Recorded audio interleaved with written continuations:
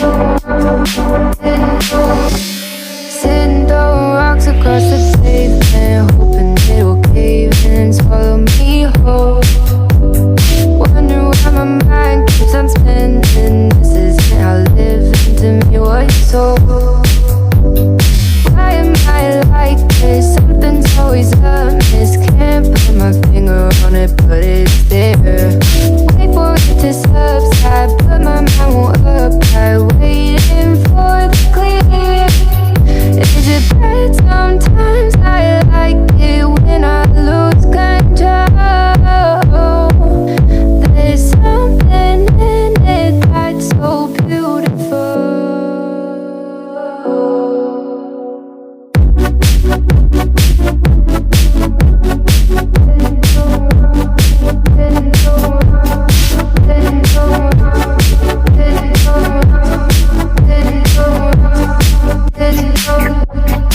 Listen, I can see the light